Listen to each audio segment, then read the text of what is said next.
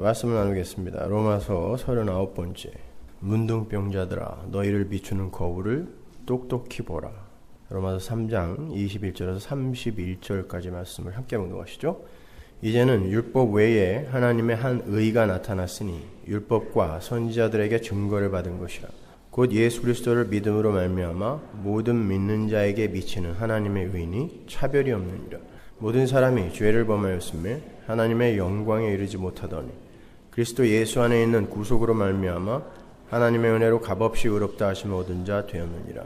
이 예수를 하나님이 그의 피로 인하여 믿음으로 말미암는 화목제물로 세우셨으니 이는 하나님께서 길이 참으시는 중에 전에 지은 죄를 간구하심으로 자기의 의로우심을 나타내려 하심이니 곧 이때에 자기의 의로우심을 나타내사 자기도 의로우시며 또한 예수 믿는 자를 의롭다 하려 하심이니라. 그런즉 자랑할 때가 어디뇨? 있을 수가 없느니라. 무슨 법으로냐? 행위로냐? 아니라 오직 믿음의 법으로니라. 그러므로 사람이 의롭다 하심을 얻는 것은 율법의 행위에 있지 않고 믿음으로 되는 줄 우리가 인정하노라. 하나님은 홀로 유대인의 하나님뿐이시뇨? 또 이방인의 하나님은 아니시뇨? 진실로 이방인의 하나님도 되시느니라. 할례자도 믿음으로 말미암아 또는 무할례자도 믿음으로 말미암아 의롭다 하실 하나님은 한 분이시니라. 그런즉 우리가 믿음으로 말미암아 율법을 폐하느뇨? 그럴 수 없느니라. 도리어 율법을 굳게 세우느니라. 아멘.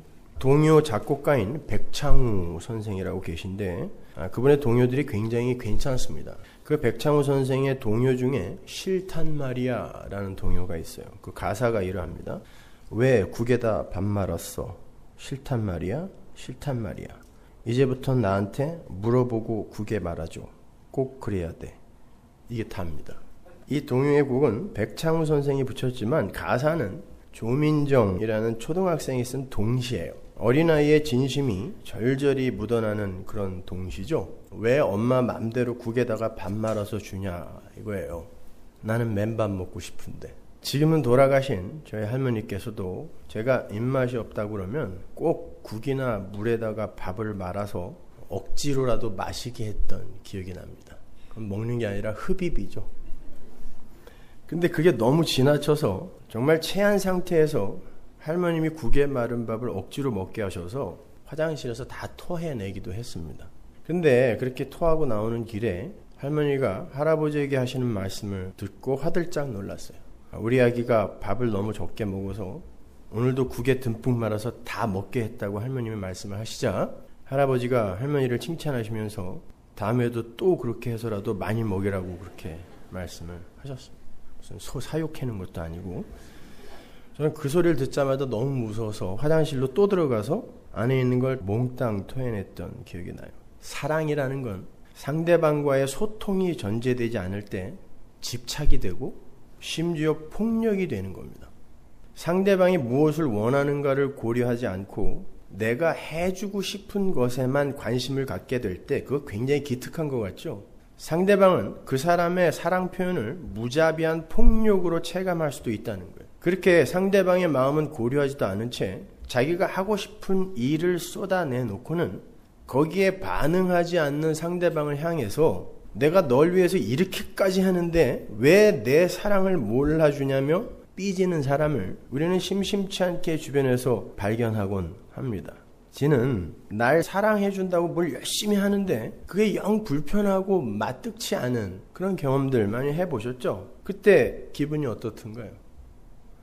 그냥 나 좀 가만히 놔도 그런 마음이 정말 가슴 한가득 차오르죠. 15년간 밀폐된 공간에 갇혀서 군만두만 먹다가 나온 올드보이 최민식에게 그 사람의 사정도 모르고 이 세상에서 제일 맛있는 군만두를 어디서 사다가 야 내가 이걸 어떻게 구해왔는 줄 알아?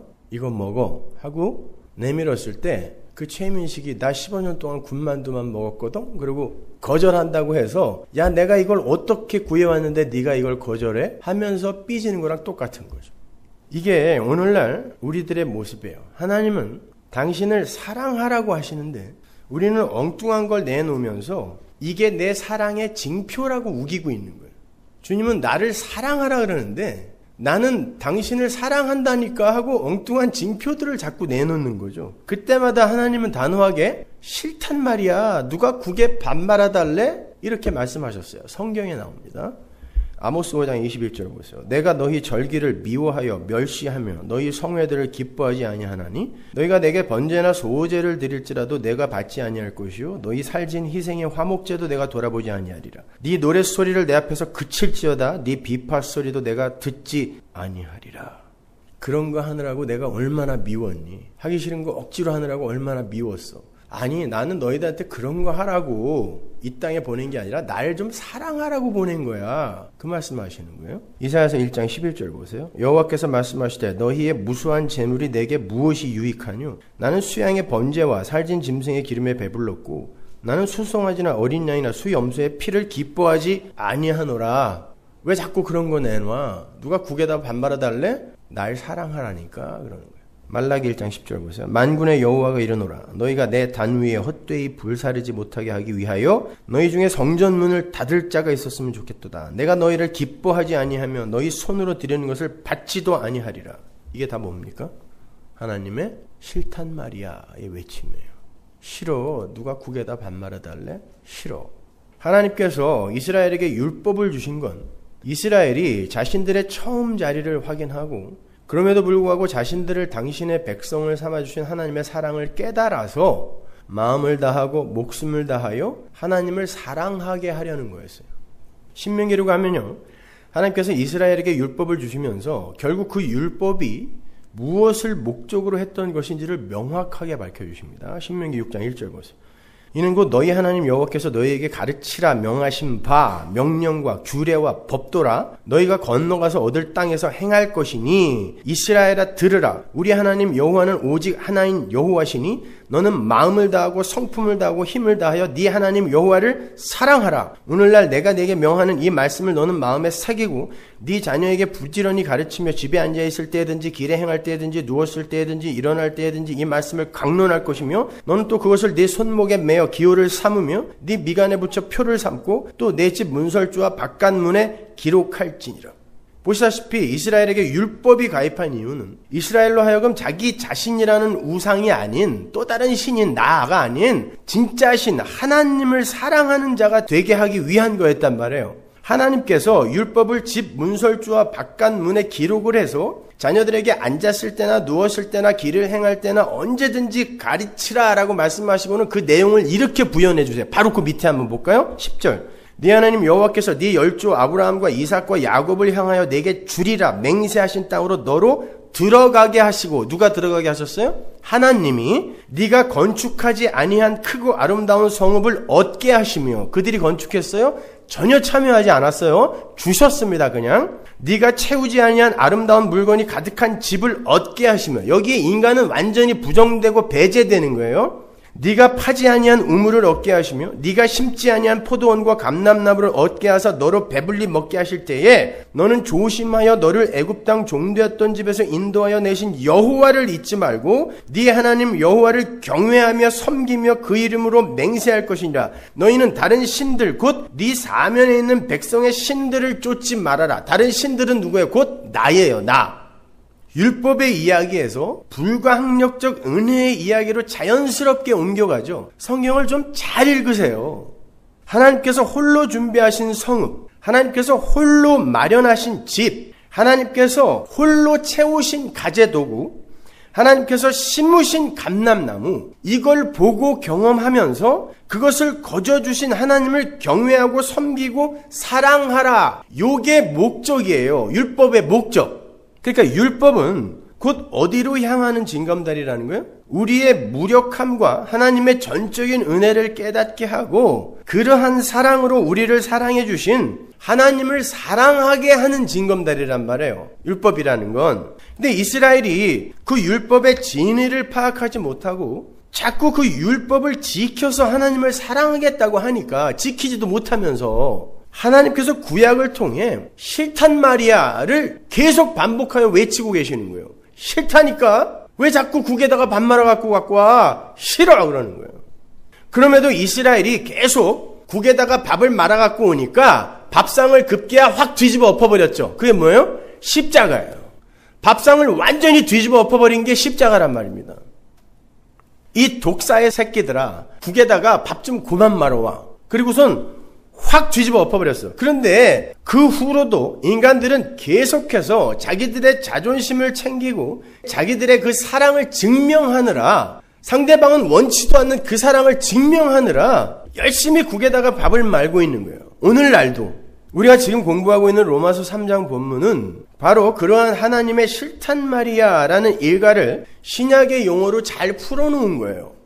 율법은 의에 이르는 길이 되지 못해서 하나님께서 다른 의를 준비했다는 거예요. 그게 오늘 본문의 이야기잖아요. 그게 바로 예수 그리스도를 믿음으로 주어지는 거저받는 의예요. 그래서 바울이 오늘 본문 마지막에 믿음은 율법을 폐하는 게 아니라 율법을 굳게 세우는 것이라고 이야기를 한 거예요. 율법은 예수를 믿는 믿음으로 이끌기 위한 징검다리라는 걸 알고 예수의 의만 꼭 붙들게 되는 거, 이게 율법을 굳게 세우는 거란 말이에요. 이것이 율법의 진리를 올바로 드러내는 것, 이게 율법을 세우는 거예요. 굳게 세우는 거.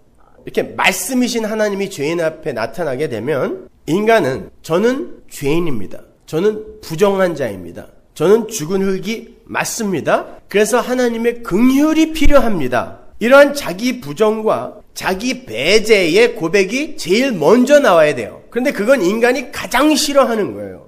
다른 건 다 참을 수 있는데 나를 무시하고 나를 배제해버리면 그건 못 참는 게 인간이거든요.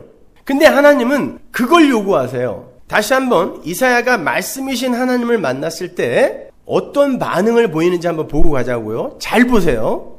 이사야서 6장 5절. 그때 내가 말하되 화로다 나여 망하게 되었도다. 화로다, unless, 이건 뭐라 그랬어요? 지옥 앞에서 지옥 들어갈 자가 큰일 났네, 나 지옥 가야 되네, 이런 외침이라 그랬습니다. 나는 입술이 부정한 사람이요 입술이 부정한 백성 중에 거하면서 만군의 여호와이신 왕을 배웠음이로다.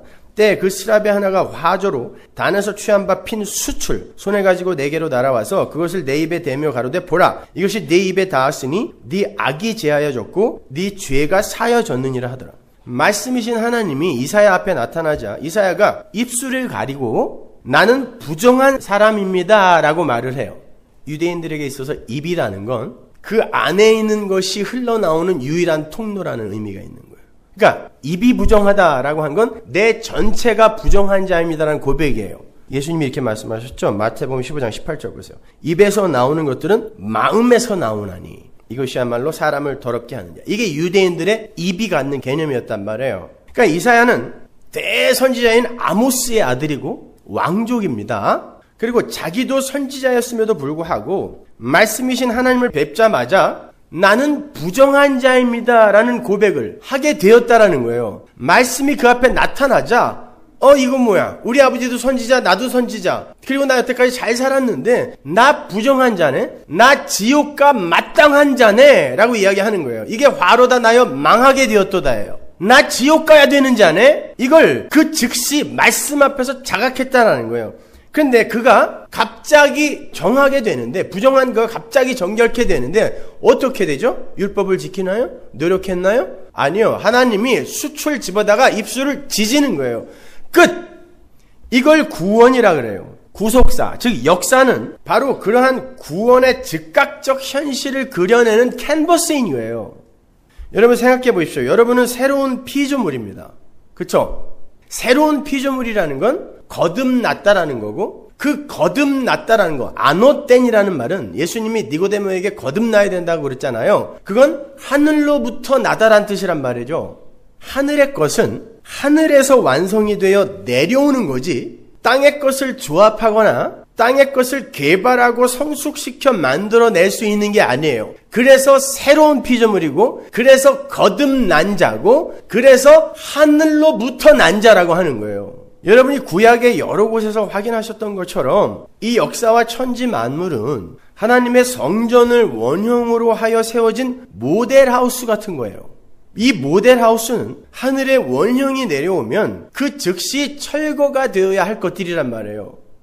그 옛것들 중에 인간의 육신도 포함되어 있단 말입니다. 그래서 새 몸으로 바꿔주는 거예요, 부활할 때. 따라서 기독교는 인간의 옛 육신을 성숙시키고 개발시키는 걸 목적으로 하는 게 아니라 왜 새 것이 필요한가를 배우는 걸 목적으로 하는 거란 말이에요. 왜 새 것이 필요한가? 생각해 보세요. 하나님의 말씀이 창조를 하죠. 그 창조는 즉각성이 있어요. 빛이 있으라 하면 빛이 즉시 생겨나야 된단 말입니다. 그 말은 곧 완료를 의미해요. 창조는 완료예요. 창세전에 하나님 나라와 하나님 백성은 그렇게 완료 상태로 창조가 됐단 말이에요. 그래서 태초에 하나님이 천지를 창조했다라고 했을 때 그 천이 복수예요. 하늘들, 거기에 하나님 나라가 들어가 있는 거란 말이에요. 로마서 8장 30절 보세요. 또 미리 정하신 그들을 또한 부르시고 부르신 그들을 또한 의롭다 하시고 의롭다 하신 그들을 또한 영화롭게 하셨느니라. 자, 영화까지 이미 완료가 됐다 아니다. 영화까지 완료됐죠. 과거 완료잖아요. 영화의 단계까지 묵시 속에 이미 완료가 되었다라고 바울이 이야기한단 말이에요. 그런데 그들이 이 역사 속에 시간차를 두고 잠시 왔다가 가게 되는 거란 말입니다. 이렇게 생각해 보세요. 컨베이어 벨트 위로 건빵이 지나가요. 쭉 흘러갑니다. 이게 역사예요. 흘러가요. 흐름이 있죠. 근데 그 옆에 긴 꼬챙이를 쥔 불량과자 제거반이 서 있어요. 그 사람은 한 곳에 다리를 고정하고 서서 그 건빵들의 흐름을 한눈으로 봐요.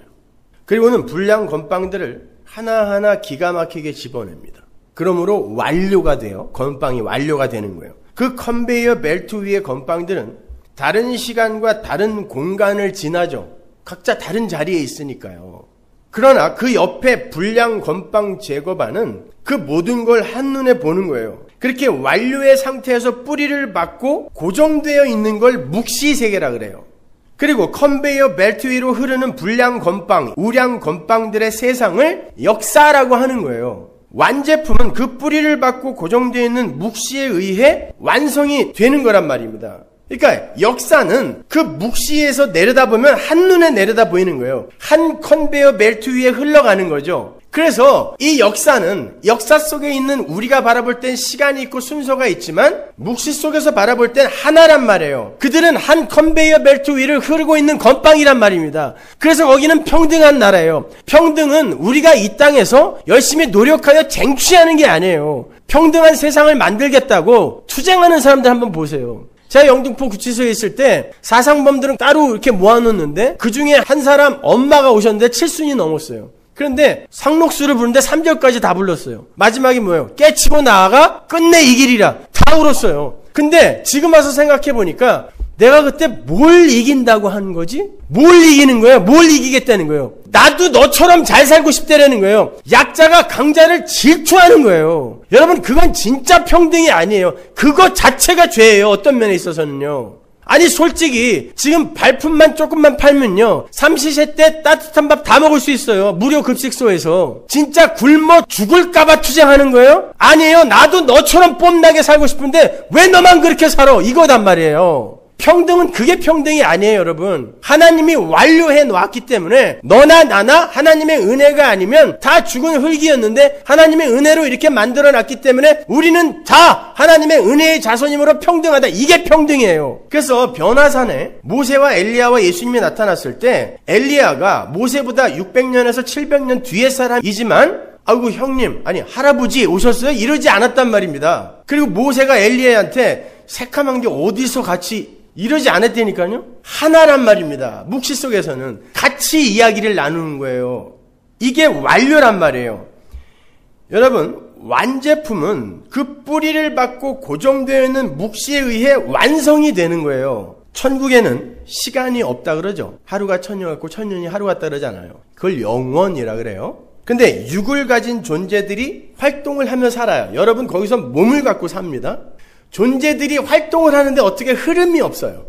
흐름이 있어요. 근데 어떤 의미로 시간이 없다라고 이야기를 하냐면 천국은 하나님의 말씀으로 창조되는 창조의 세계이지 거기에 있는 존재들이 뭘 성숙시키고 개발하고 발전시켜 완성되는 나라가 아니다라는 의미에서 흐름이 없다라고 이야기를 하는 거예요. 창조라는 건 말씀으로 즉각적으로 이루어지는 거예요. 그래서 완료예요. 그게 시간이 없다라고 하는 거예요. 그러나 육을 가진 우리가 움직이며 사는 곳은 흐름이 있잖아요. 천국은 하나님의 말씀으로 단번에 창조가 되는 곳이지 그곳에 사는 존재들의 노력이나 열심으로 성숙되거나 발전되는 곳이 아니다라는 의미에서 시간이 없다라는 말을 하는 거예요.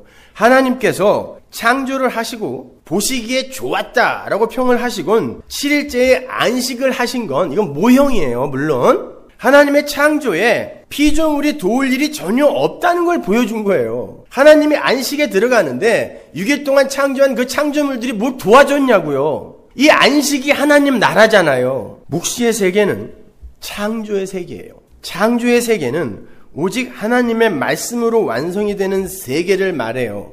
인간이 도울 일이 전혀 없는 완벽한 하나님의 작품이 바로 묵시의 세계인 거예요. 모든 게 하나님의 창조 사역에 의해 완성이 된다라는 건 창세기 1장 2장에서 우리가 본 것처럼 모든 게 안식으로 향하는 모든 게 하나님의 말씀의 그 창조 사역에 의해 완성이 된다는 건 그 창조 사역 앞에서의 모든 게 다 부정한 자, 죽은 자, 혼돈, 공허로 폭로되고 확증되는 거예요. 하나님이 창조하실 때 거기에는 혼돈과 공허 이건 없음이잖아요. 스트럭처도 없고 컨텐츠도 없는 거니까. 그게 흙이란 말이야. 죽은 흙. 그러니까 창조 앞에서는 그 창조의 말씀 이외의 모든 존재가 없음으로 드러나야 이분의 이 창조가 드러나는 거예요. 영광으로. 그게 하나님 나라란 말입니다.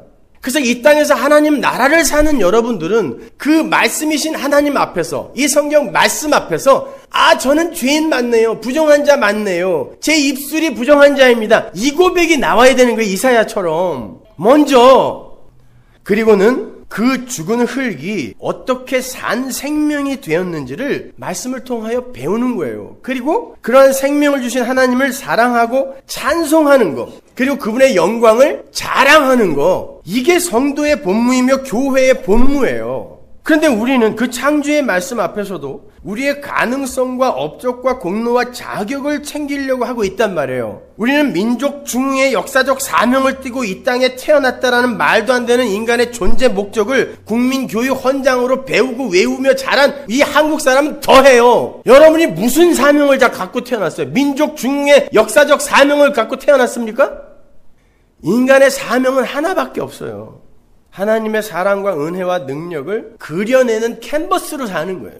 성경은 그러한 창조의 말씀 앞에서 죽은 흙의 상태를 부정하다 그래요. 그걸 부정하다 그래요. 죄를 지어서 부정하다가 아니라 하나님의 창조 앞에서 존재인 척하는 게 죄고 그게 부정이에요. 바로 그러한 구원의 현실을 설명하기 위해서 이 땅에 저주받은 부정한 자의 모습으로 태어나는 이들이 있었으니 그들이 바로 문둥병자들이었어요.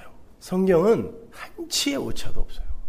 전부 예수와 하나님 나라만 설명하고 있어요. 문둥병자들은 여러분이 지금 이사야의 모습을 통해서 보셨던 것처럼 항상 입술을 가리고 부정하다 하면서 다녀야 했던 이들이었어요.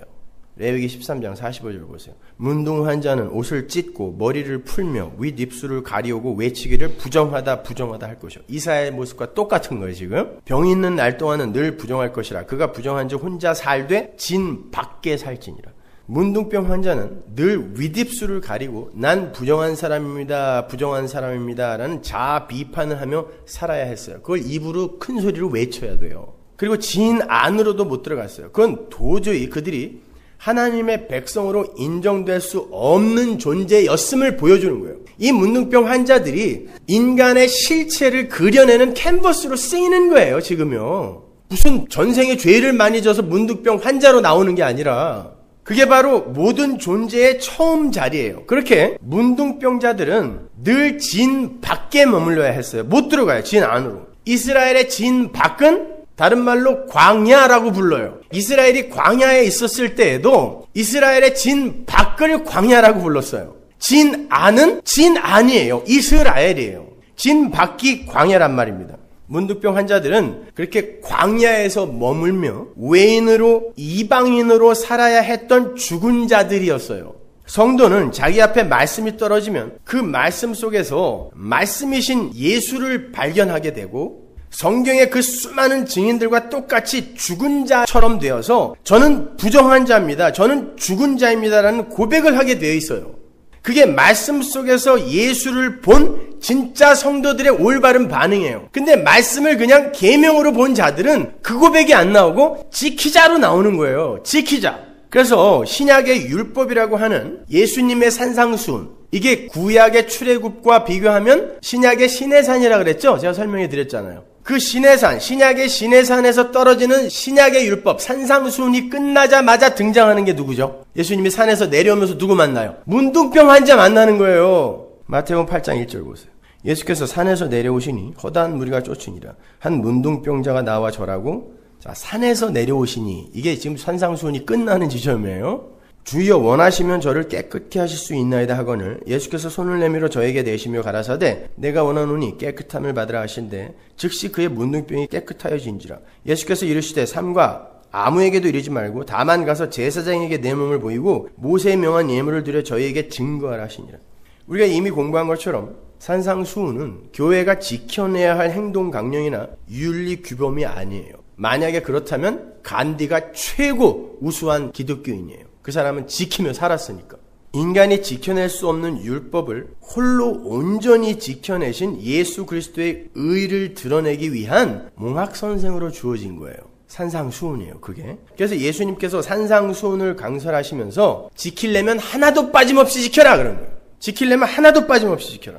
다시 한번 보겠습니다. 마태복음 5장 17절 보세요. 내가 율법이나 선지자나 폐하러 온 줄로 생각지 말라. 폐하러 온 것이 아니요 완전케 하려 함이로다. 진실로 너에게 이르노니 천지가 없어지기 전에는 율법의 1.1획이라도 반드시 없어지지 아니하고 다 이루리라. 그러므로 누구든지 이 계명 중에 지극히 작은 거 하나라도 버리고 또 그같이 사람을 가르치는 자는 천국에서 지극히 작다 일컬음을 받을 것이요 천국에 못 들어간다 뜻이라 그랬어요. 천국에 작은지 없으니까 거기에 부적당한 자는 못 들어가는 거예요. 누구든지 이를 행하며 가르치는 자는 천국에서 크다 일컬음을 받으리라. 내가 너에게 이르노니 너희 의가 서기관과 바리새인보다 더 낫지 못하면 결단코 천국에 들어가지 못하리라. 서기관과 바리새인들은 다 행하며 가르치고 지키고 있던 사람이었어요. 그런데 그들보다 더 나아야 된대요. 여기서 더 낫다라는 건 better 아니라고 했습니다. 다른 의라고 그랬어요. 다른 종류의 의. 지금 우리가 공부하고 있는 로마서 3장에 이 율법 외에 다른 의를 예수님이 먼저 이야기하고 계시는 거예요.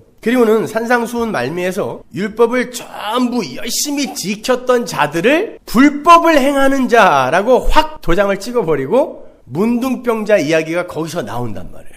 나는 지금 이 산상수훈의 이야기를 너희 입에서 제가 문둥병자 맞습니다. 문둥병자가 뭐예요? 죽어가는데 통증을 못 느끼는 거예요. 내가 죄인임을 모르는 게 문둥병자란 말입니다. 내가 지금 너희 입에서 그 고백을 드러내려고 산상수훈을 얘기했더니 니들이 지금 나한테 뭘 지켰다고 갖고 와? 이게 마태복음 7장 말미에 주여 주여 내가 주의 이름으로 선지자 노릇하고 뭐 했고 이 사람들이란 말이에요. 그랬더니 예수님이 불법을 행하는 자라 그래요. 율법을 말씀하신 분이 불법을 행하는 자, 그걸 지켰다고 하는 사람들을 가리켜 불법을 행하는 자라고 하고 다시 설명하는 게 문둥병 자의 등장인 거예요.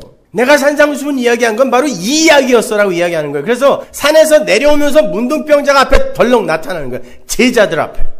마태복음 7장 13절 보세요.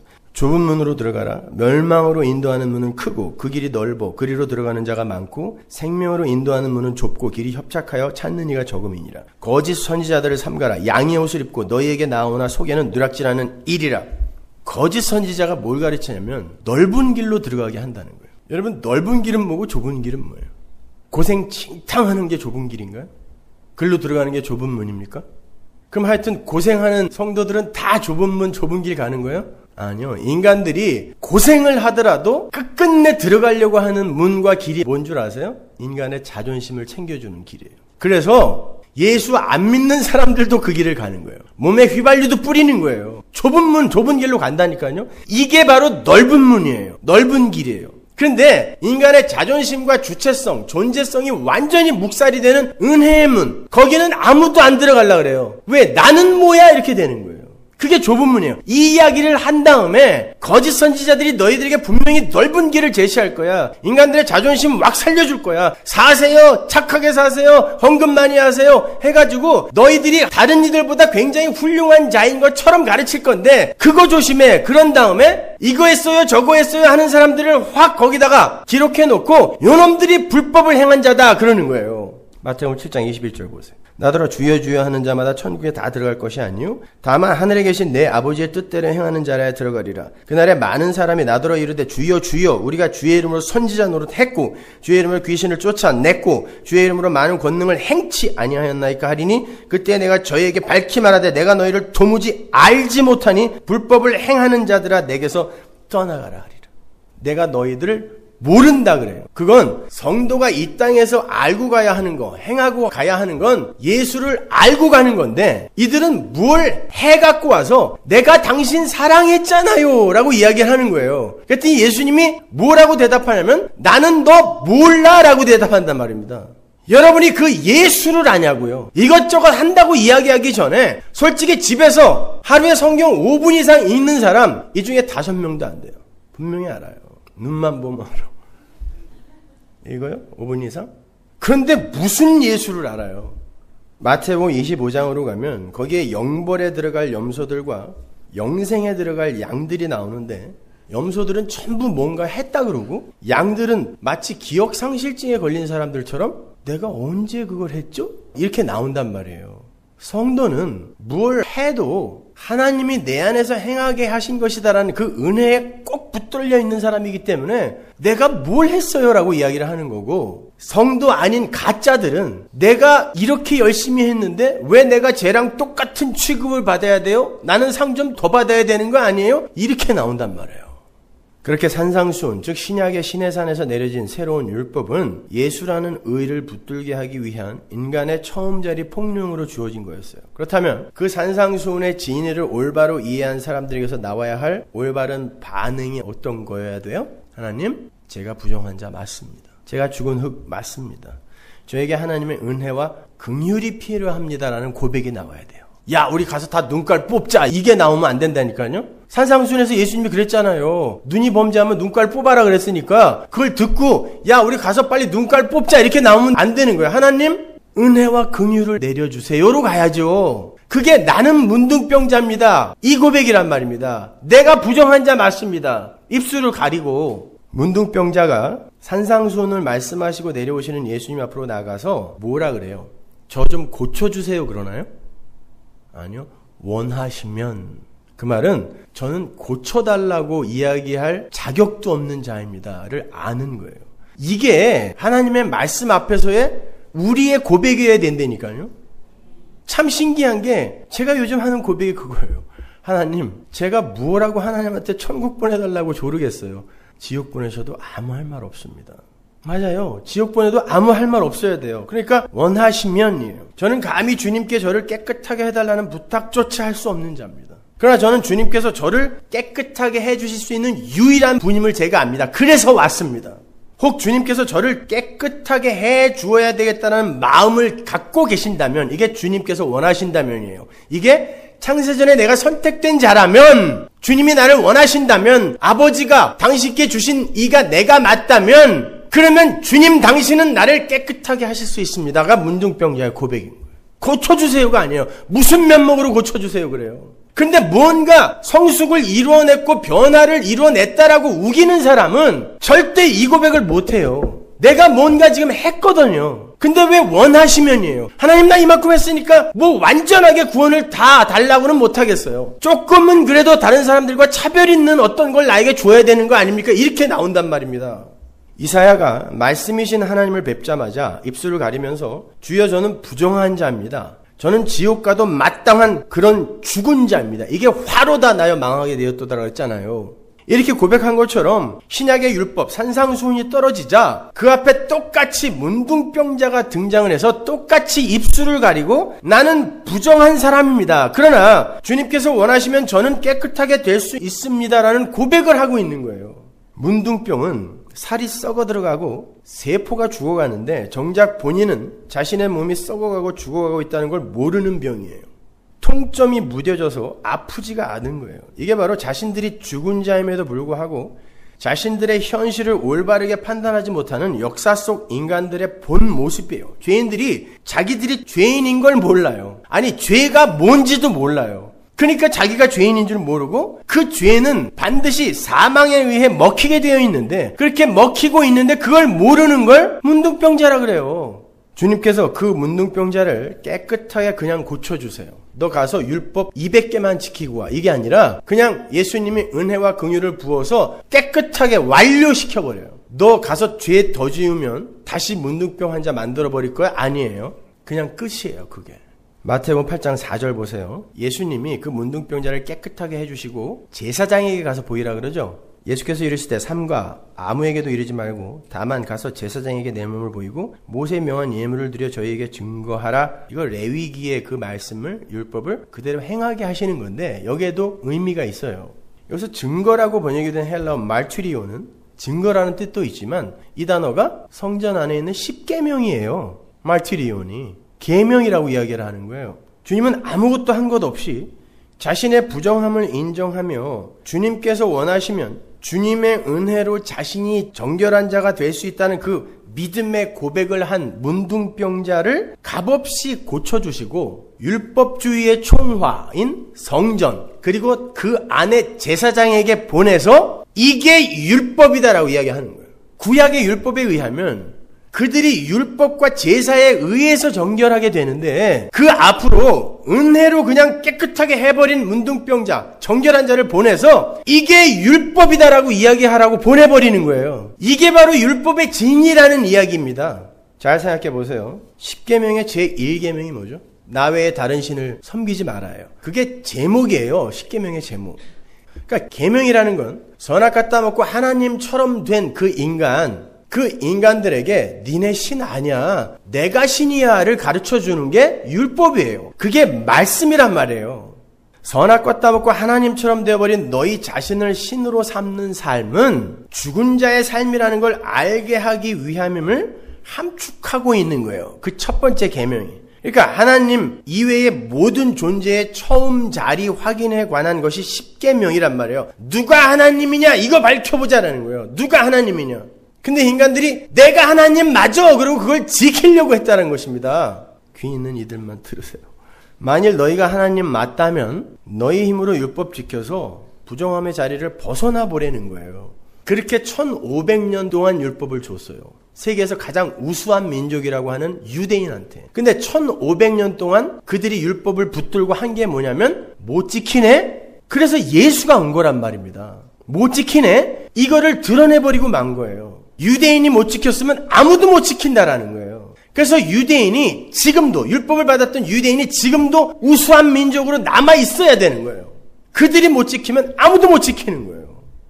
그러니까 지금 주님은 그 문둥병 환자를 성전의 제사장에게 보내심으로 말미암아 구약의 율법의 총화라고 할 수 있는 성전과 그 안에 제사장을 신약의 율법, 야고보의 말을 빌리면 자유하게 하는 율법이라고 그러죠. 야고보가. 그 신약의 율법, 예수, 은혜, 그 은혜로 폭격을 하고 있는 거예요. 이게 오라 그러고 헬렐레 하고 있는데 예수님이 어떤 자를 고쳐서 그들 앞에 딱 놓으심으로 그들을 폭격해버리는 거예요. 이거 아니라고. 죄를 사하고 죄인을 부정하면서 건질 수 있는 진짜 제사장은 예수님 당신이라는 걸 웅변하는 거예요. 이게 히브리서예요. 대제사장 예수가 너희를 정결케 하지 성전 안의 제사장이 너희를 정결케 못해. 이거요. 문둥병자, 부정한 자들은 율법으로 깨끗하게 될 수 있는 게 아니라 예수님의 은혜로 정하게 된다는 걸 그림으로 보여준 거예요.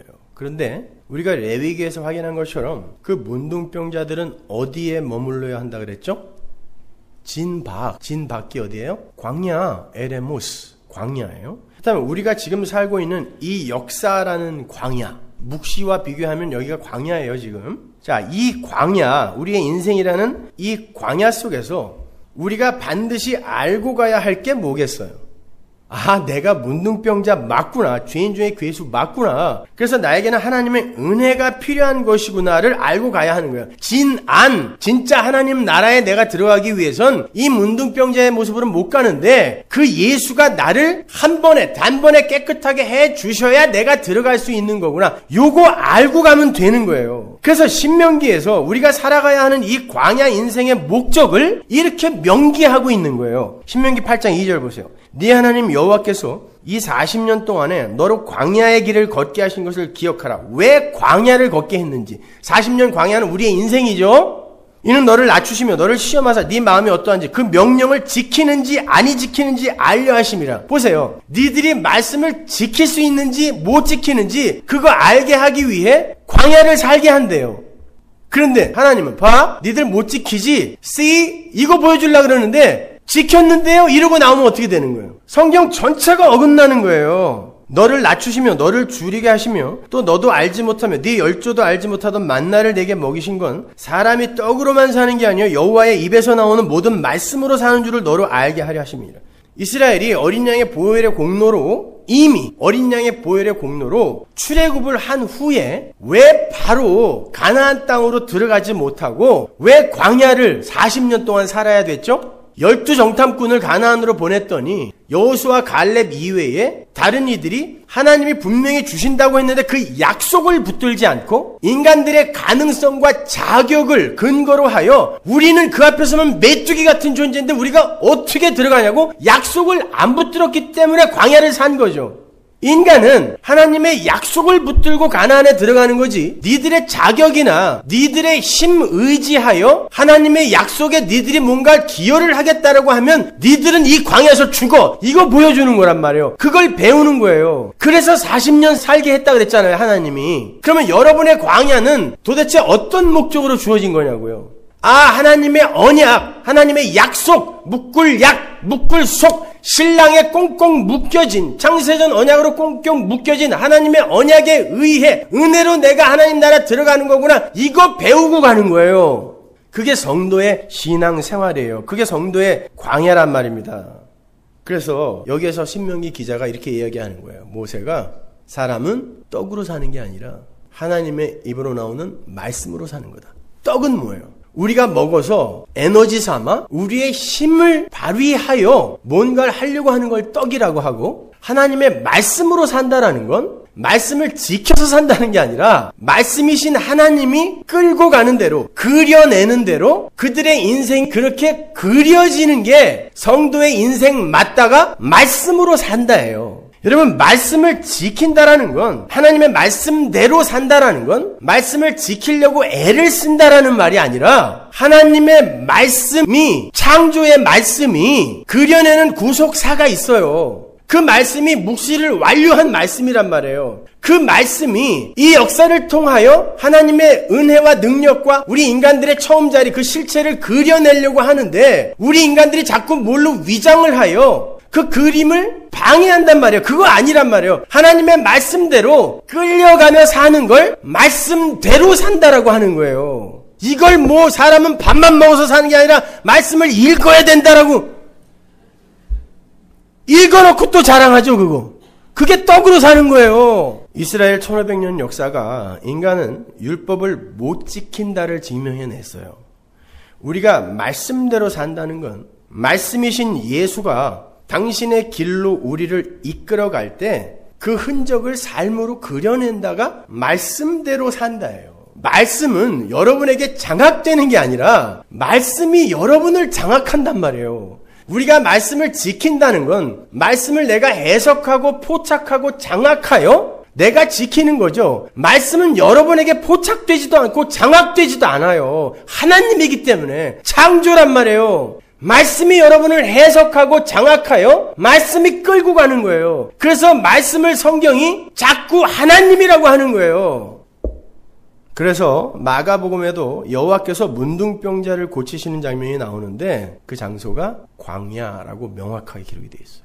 마가복음 1장 35절 보세요. 새벽 5일의 미명에 예수께서 일어나 나가 한적한 곳으로 가서 거기서 기도하시더니, 이 한적한 곳으로 번역된 이 단어가 에레모스예요. 광야예요.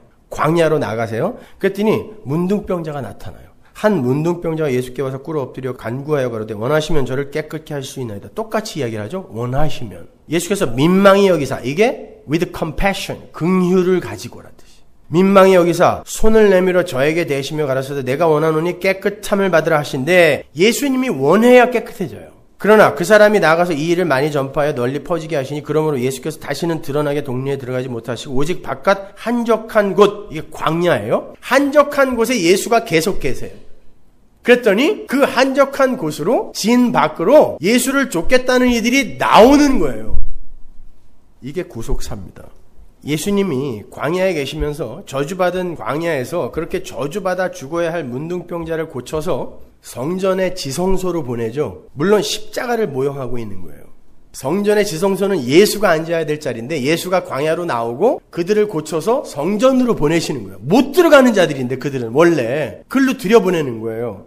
광야는 문둥병자들이 사는 진 밖이에요. 예수님께서 그렇게 광야에서 저주받아 죽어야 할 자들을 하늘의 보좌로 밀어 올리시고 당신이 친히 그들의 광야를 사시는 거예요. 그래서 진 안으로 못 들어가는 거예요.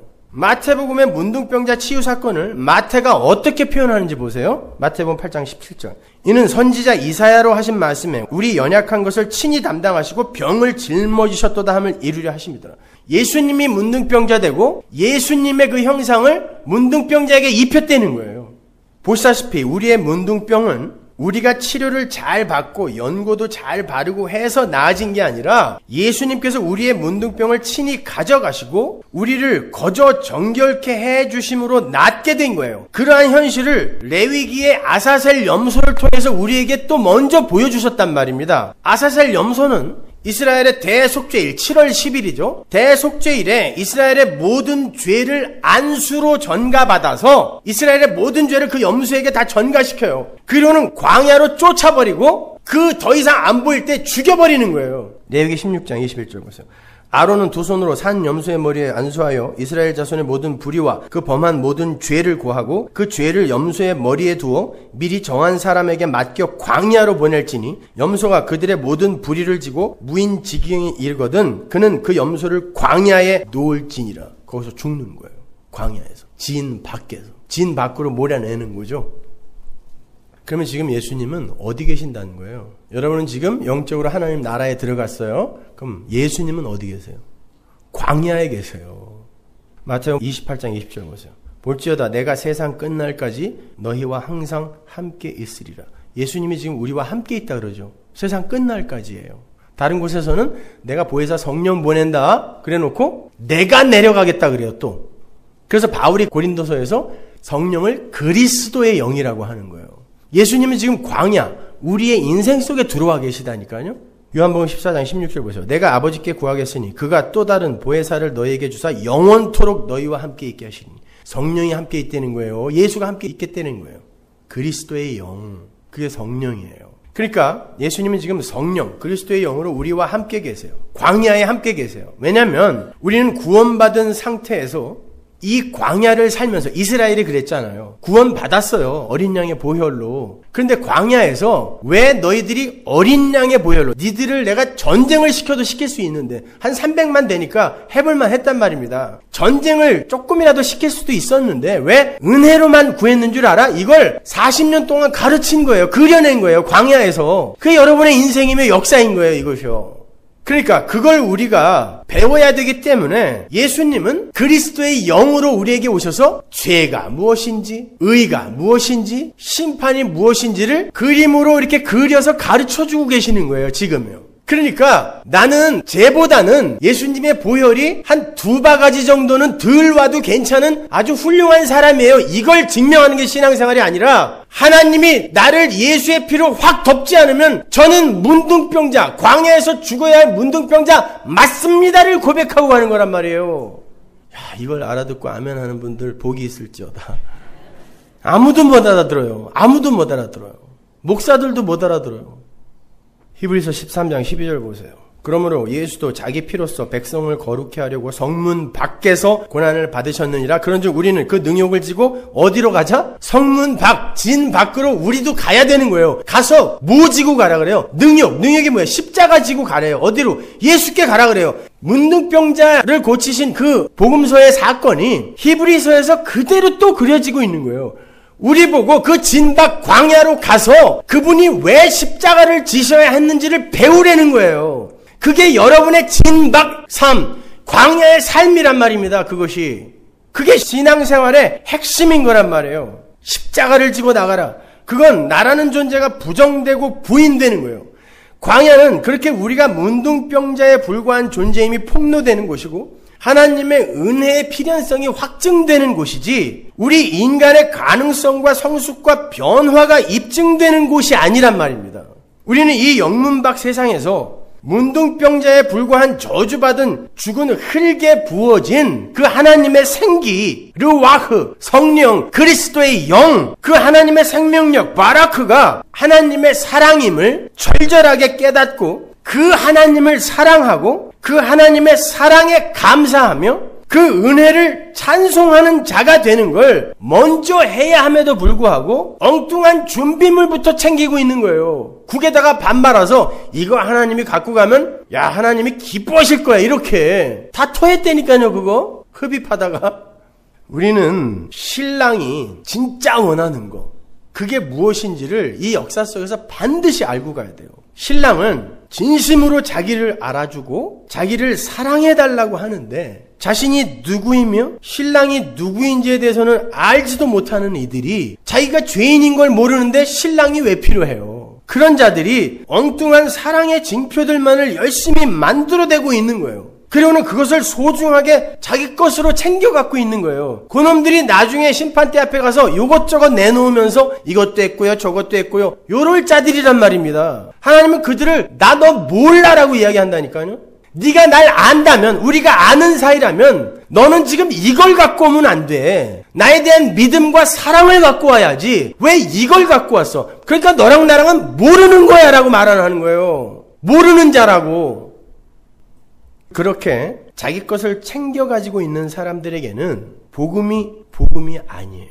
아사 직전에 굶주린 사람에게 빵 한쪽은 생명입니다. 그거 없으면 죽으니까.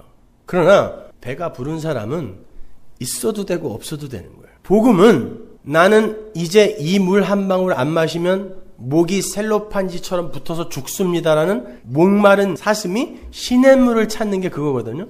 그런 내가 예수의 하나님의 은혜 아니면 어떻게 살겠습니까? 라는 이 절박함이 있는 자, 나 문둥병자 맞습니다라는 그들에게만 복음이 돼요. 그들에게만 생명이 된다니까요. 그래서 우리는 이 광야에서 하나님께 내어놓을 걸 준비하는 게 아니라 하나님의 은혜를 생명처럼 붙들 수 있는 빈 그릇이 되어가는 거라니까요. 그 와중에 세상이 합의한 불교인들도 추구하고 있는 착한 삶이 나올 수 있고 성숙한 삶이 나올 수 있어요. 그러나 안 나올 수도 있어요. 아니 그러면 이 세상에서 그냥 죽을 때까지 술만 마시다가 아주 그냥 개차번으로 쌈박질하다가 죽은 사람은 다 지옥 가야 돼요? 그건 은혜가 아니면 어떻게 설명할 거예요? 네? 그 사람들 다 지옥 간 거 맞아요? 은혜로 덮어야 천국 갈 거 아닙니까? 그 와중에도 착한 일 몇 개 했다니까요? 아니요. 하나만 어겨도 죄가 99개의 선을 먹어버린다니까요. 이게 야고보서 이야기 아닙니까? 그런데 꼭 그래도 옛날에 착한 일을 몇 개 했기 때문에 천국 갔을 거라고 자기들이 이야기를 만들어내는 겁니다. 은혜가 아니면 설명될 수 없는 걸. 예전에 제가 한국에 있을 때 저희 아버님이 즐겨보시던 프로그램이 TV 진품 명품이라는 프로그램이었어요. 잊혀지지 않는 사람이 하나 있어요. 그거는 조상 때대로 가보로 내려오는 문서 하나를 비단 보자기에다가 이렇게 싸가지고 갖고 왔어요. 이렇게 두꺼운 거. 그거를 판정을 하려면 판정단이 돋보기로 보기도 하고 만져보기도 해야 되는데 만지지도 못하게 해요. 사회자가 왕종근 씨가 예상 가격을 적어버리니까 몇억 원을 적었어요. 거기다가 수백 년 된 가보니까요. 깨끗해요. 훼손도 안 됐어. 근데 판정단이 다 판정을 하더니 그 오래된 건 맞는데 노비 문서라는 거예요. 그러니까 자기 집안의 조상이 노비였는데 그 노비 문서를 가보로 갖고 있다가 뭔지도 모르고 갖고 온 거예요. 만지지도 못하게. 만지지 말라고, 이거 훼손된다고. 그러면 판정 가격이 얼마냐니까 10만 원 정도 한대요. 노비 문서니까. 갖고 들어올 때는요, 비단 보자기에다가 겹겹이 싸서 갖고 오더니 나중에 이렇게 돌돌 말아서 뒷주머니에다 넣고 나가더라고요. 그 사람이 병풍도 하나 갖고 왔는데 갖고 들어올 때 4명이 이렇게 들고 왔는데요. 그것도 한 15만 원밖에 안 되는 가짜예요. 그러니까 한쪽을 이렇게 짚고 질질 끌고 나갔어요. 여러분, 우리가 이 세상에서 준비하고 있는 것들이 전부 그런 거에 불과한 거예요. 내가 한 선행, 내가 한 헌금, 내가 한 봉사, 너무 귀하고 가치 있어 보이죠. 그걸 누가 감히 부정하거나 폄하하면 당장이라도 쫓아가서 목이라도 조르고 싶지 않아요? 다른 건 몰라도 그거 부정하면. 근데 그게 바로 죄의 종들에게서 나오는 자기 의인 거예요. 그런 행위가 나쁘다는 게 아니에요. 하세요. 행위가 나쁘다는 게 아니라 그게 나의 의로 쌓일 때 그건 마귀의 작품이 되는 거예요. 하세요. 하는데 그 모든 게 은혜의 산물이라는 것이 깨달아질 때까지 먼저 하나님의 은혜와 우리 존재의 실체를 분명하게 보셔야 돼요. 안 그러면 죽어라고 준비해간 그 가치 있는 행위들이 전부 죄의 종으로 산 노비 문서밖에 안 되는 거예요. 죄의 종으로 산 자들은 자기의 의를 쌓기 때문에 그걸 갖고 가면 야, 너 죄의 종으로 살다 왔구나. 노비 문서 잘 갖고 왔다. 밖으로 나가서 영원히 이를갈미 있으리라. 그럴 거란 말이에요. 그렇게 귀하게 갖고 간 선행이, 구제가, 봉사가. 바리새인들이 율법과 제사 그리고 도덕과 윤리를 목숨 걸어 지킨 결과가 어떻게 됐어요? 하나님으로부터 독사의 새끼라는 저주만 받았어요. 그러면 바리새인들에게 그렇게 도덕과 윤리를 지키게 하고 율법과 제사를 지키게 한 존재가 누굴까요? 마귀예요. 여러분, 마귀가 여러분을 이 세상에서 막 조폭처럼 막 도덕과 윤리도 지키지 말고 막 더럽게 막 그렇게 살게 만드는 게 마귀인 줄 아세요? 천만의 말씀이에요. 사탄교는 그 반대를 가르칩니다, 여러분. 마귀는 여러분도 기특하게 여길 만큼 자기 자신을 기특하게 여길 만한 그런 일들을 하게 해줘요. 부추겨줘요. 그리고는 나는 이런 사람이야 라는 걸 끝까지 붙들게 만드는 게 마귀예요. 이게 바리새인들이었어요. 그 사람들은 반드시 다른 이들과 자기를 차별성 있게 대해달라고 우기게 돼 있다니까요. 그들이 마귀의 새끼예요.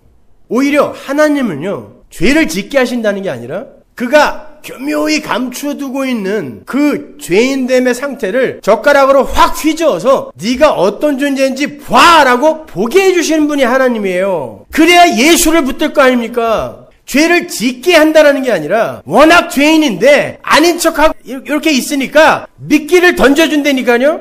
아니 왜 다윗이 일어났는데 그 시간에 밧세바가 뻘거벗고 목욕을 하고 있냐고요. 그 여자가 5분만 빨리 들어갔어도 다윗은 자기가 굉장히 괜찮은 존재로 알고 그냥 갔을 거라고요. 그럼 큰일 나는 거예요. 다윗은 그 일로 다윗 된 거예요. 그러면 예수님께서 십자가를 지시기 전에 제자들의 발을 씻겨준 건 무슨 의미일까요? 목욕한 자는 발만 씻으면 된다. 이 이야기를 우리가 곡해해서 우리는 이 역사 속에서 자범죄들을 또 짓게 되는데 십자가는 우리의 원죄를 속한 거고 이게 캐톨릭의 교리예요. 이 땅에서 우리가 자범죄 진 거는 끊임없이 회개하고 끊임없이 노력하여 그걸 씻어야 된다라고 알고 있잖아요. 여러분이 지은 죄를 이 땅에서 여러분이 회개하고 노력하여 계속 씻어가야 하는 거라면 예수님이 거기서 제자의 발을 씻기면 안 돼요. 제자가 예수의 발을 씻어야 돼요.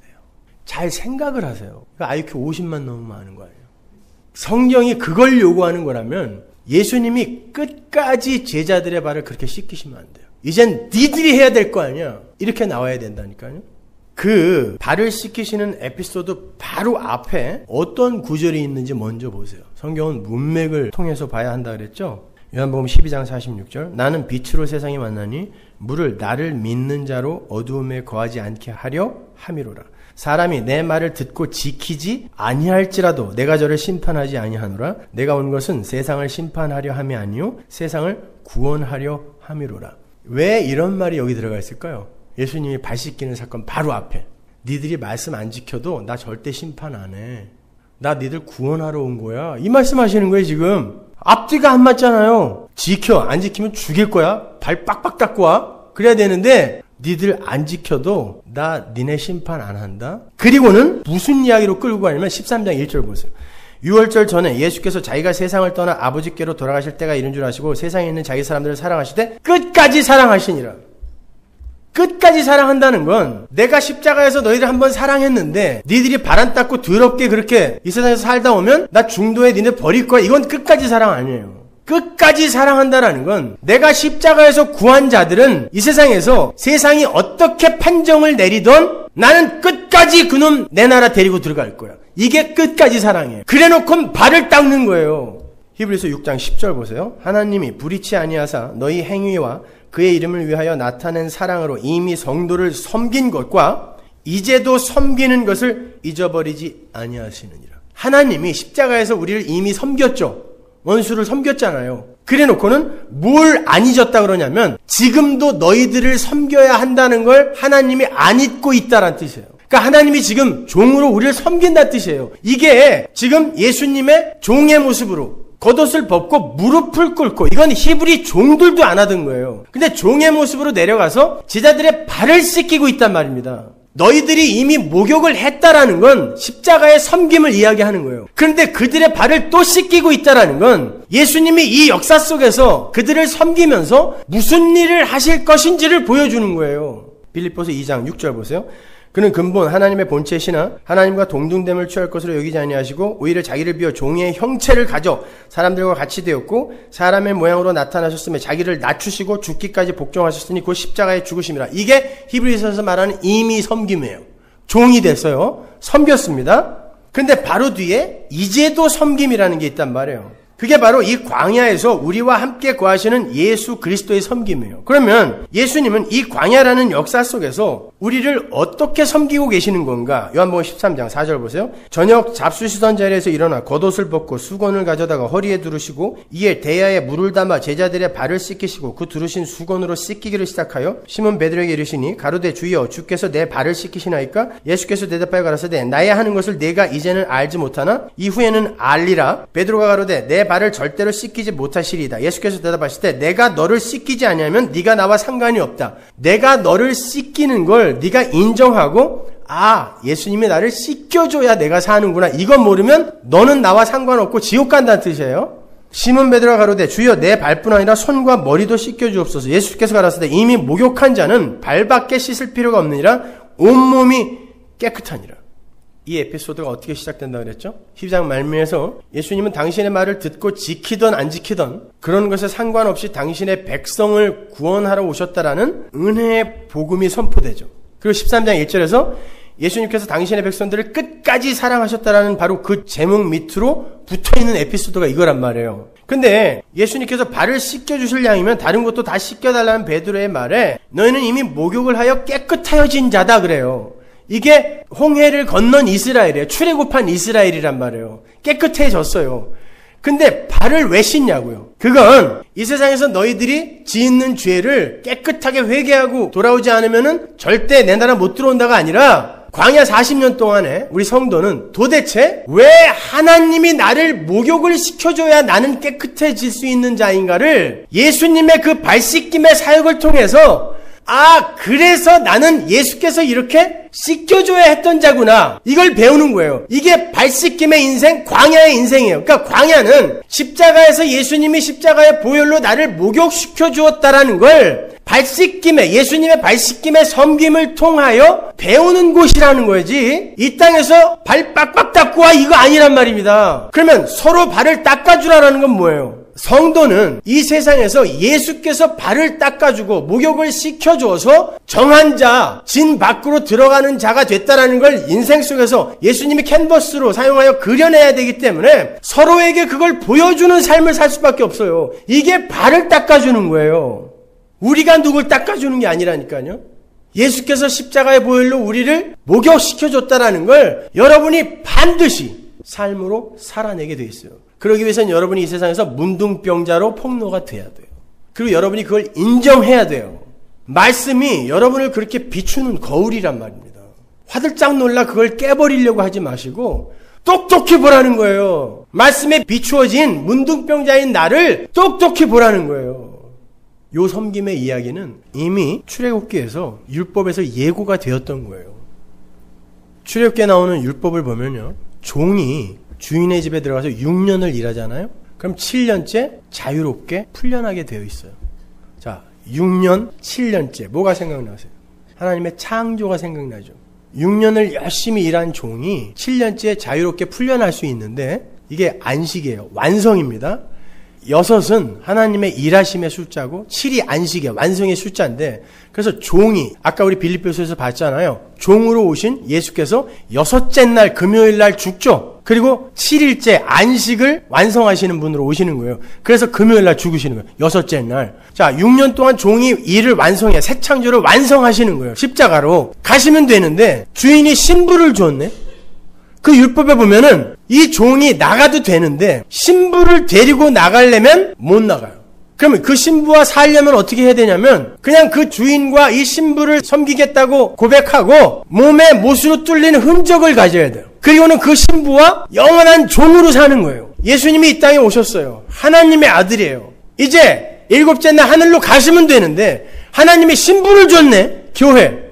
이걸 두고 가질 못하는 거예요. 사랑하니까. 그래서 부활하신 그분이 손과 옆구리에 못자국을 갖고 있었던 거예요. 그건 부활하면은 이 세상에서 얻은 흉터는 다 갖고 가나 보다가 아니라 예수가 그렇게 종이 됐다는 걸 보여주는 거예요.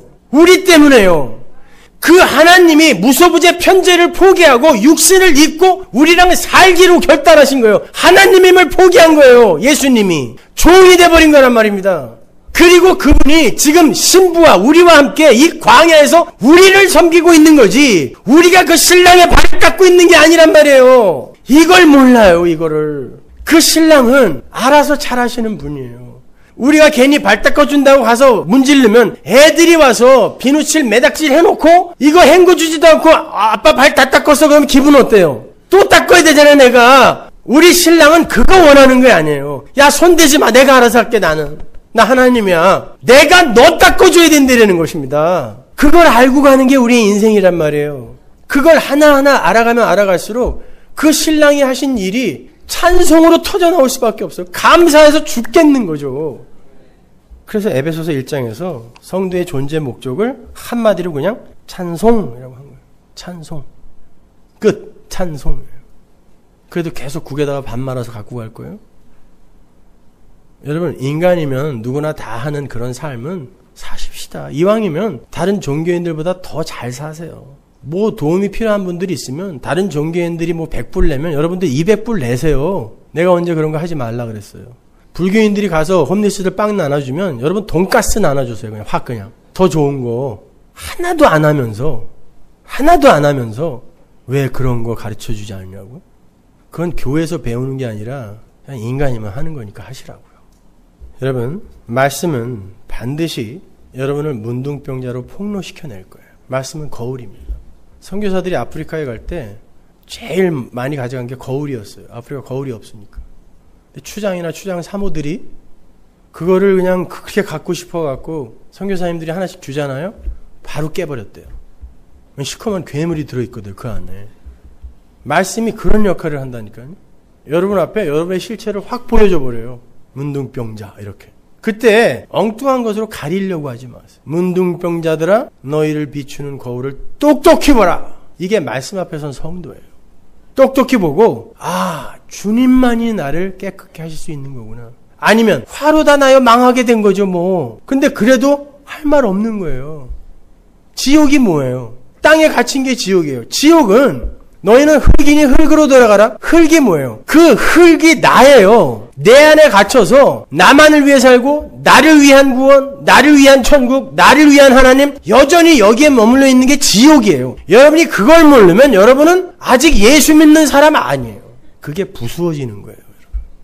기독교는 그게 부수어지는 거란 말입니다. 이걸 못 알아듣고 그래도 나는 인간의 자존심을 챙길래요. 교인들이 10명 남아도 상관없어. 저는 앞으로도 계속 여러분을 부수고 폭격하는 설교를 할 수밖에 없어요. 아플 거고 더러울 겁니다. 계속 내 모습이 비춰질 거니까. 그때 보세요. 피하지 마세요. 고지전이라는 영화 보면은 그 중대장이 자기 부하가 하나 죽으니까 몰핀을 맞으려고. 슬픈 일이 있으면 이 사람은 견디질 못하고 항상 몰핀으로 그걸 해결을 했어요. 마약으로. 그때 신하균이 또 몰핀을 맞으려고 하자 그 중대장의 손을 잡고 아프면 우세요. 다 그래. 그냥 아프면 그냥 우세요. 자꾸 그 아픈 걸 가리려고 하고 모면하려고 하면 중대장님 당신 죽어요. 그냥 아프면 우세요. 여러분, 여러분의 실체가 폭로돼요. 아파요? 우세요. 자꾸 뭐 딴 걸로 가리려고 하지 마세요. 뭐이 대단해요 우리가. 뭐 이렇게 대단하게 착해요. 하나 요즘 기사들 보면 말이죠. 무슨 뭐 에이즈 환자를 위해서 또 저기 뭐 낙도의 어린이들을 위해서 멕시코의 그런 사람들을 위해서 선교 활동을 그냥 그렇게 열심히 했던 어떤 대학 교수가 나중에 보니까 마약 파는 깽단 두목이었대요. 어저께 신문 보니까. 그 사람이 자기가 마약 파는 갱단 두목이라는 걸 감추기 위해 이걸 했을 것 같으세요? 아니요. 인간들은 그렇게 해서 자기 자존심을 챙기려고 해요. 그런데 진짜 실체를 한번 보란 말이에요. 몇 가지 깨끗한 거 해놓고 우리가 진짜 더러운 짓 저지르는 우리의 모습 우리는 알잖아요. 그렇게 착하고 그렇게 사람들한테 사근사근하고 집에 들어가서 마누라 두들겨 패는 인간들 얼마나 많은 줄 아세요? 그래놓고 그거는 싹 가려버리죠. 어떤 게 착한 사람이냐고요. 뭐가 악이냐고 도대체가. 죄는 모든 선을 한 번에 먹는 위력이 있다니까요. 그러면 난 아니구나 하면 돼요. 하나님 은혜 주세요. 그리고 이렇게 죄악 속에 뒹굴며 사는 건 참 더럽고 고통스럽네요. 하나님, 정말 하나님의 백성답게 좀 한번 살면서 나도 기쁨과 평안 좀 누리게 해주세요. 기도하세요. 그러면 왜 성도의 삶이 이렇게 치열하지가 않아요? 물에 물 탄 듯 술에 술 탄 듯.